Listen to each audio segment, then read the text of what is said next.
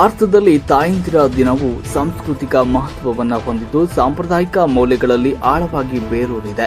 ತಾಯಂದಿರು ತಮ್ಮ ಕುಟುಂಬಕ್ಕಾಗಿ ಮಾಡುವ ನಿಸ್ವಾರ್ಥ ತ್ಯಾಗವನ್ನು ಗುರುತಿಸಿ ಗೌರವಿಸುವ ದಿನ ಇದಾಗಿದೆ ಅಂತ ಭುವನೇಶ್ವರಿ ಬಂಡೆ ಅವರು ಹೇಳಿದರು.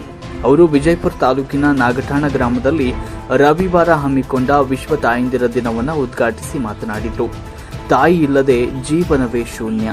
ತಾಯಂದಿರು ಇಲ್ಲದೆ ಇದ್ರೆ ನಾವು ಕೂಡ ಇರ್ತಾ ಇರಲಿಲ್ಲ.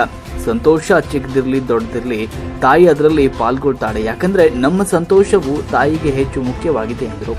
ಗೃಹಿಣಿ ಸುರೇಖಾ ಅವರು ಕೂಡ ಮಾತನಾಡಿದರು. ತಾಯಿಯು ಜಗತ್ತಿನಲ್ಲಿ ದೇವರ ಮತ್ತೊಂದು ಸ್ವರೂಪ. ತನ್ನ ಮಕ್ಕಳ ದುಃಖವನ್ನು ಸಹಿಸಿ ಅವರಿಗೆ ಪ್ರೀತಿ ಮತ್ತು ರಕ್ಷಣೆಯನ್ನು ನೀಡುವ ತಾಯಿ ಈ ಜಗತ್ತಿನಲ್ಲಿ ಅತ್ಯಂತ ಶ್ರೇಷ್ಠ ವ್ಯಕ್ತಿ. ತಾಯಿಯ ಬೆಲೆಯನ್ನ ಇಂದಿನ ಪೀಳಿಗೆಗೆ ನಾವು ತಿಳಿಸಬೇಕಾಗಿದೆ ಅಂತ ಹೇಳಿದರು. ಸುನೀತಾ ಗಿರಿಸಾಗರ್ ಅವರು ಕೂಡ ಮಾತನಾಡಿದರು. ಶಿಕ್ಷಕಿ ಪ್ರಿಯಾಂಕಾ ಗಡ್ಡೆ ಅವರು ಅಧ್ಯಕ್ಷತೆ ವಹಿಸಿ ಮಾತನಾಡಿದರು. ಈ ಸಂದರ್ಭದಲ್ಲಿ ಮಕ್ಕಳಾದ ಅನುಶ್ರೀ ಶ್ರೀನಿಧಿ ಬಂಡೆ ಅವರು ತಮ್ಮ ತಾಯಿಗೆ ಬಸವಣ್ಣವರ ಭಾವಚಿತ್ರವನ್ನು ಕೊಡುಗೆಯಾಗಿ ನೀಡಿದರು. ತಾಯಂದಿರಾದ ಸುನಂದಾ ಬಂಡೆ, ಸುಜಾತಾ ಗಿರಿಸಾಗರ್, ಅನಸೂಯ ಸಮಗೊಂಡ, ಮಹಾದೇವಿ ಗಿರಿಸಾಗರ್ ಹಾಗೂ ಮಕ್ಕಳಾದ ಹರ್ಷ ಗ್ರಂಥ ಸೇರಿದಂತೆ ಅನೇಕರು ಸಂದರ್ಭದಲ್ಲಿ ಉಪಸ್ಥಿತರಿದ್ದರು.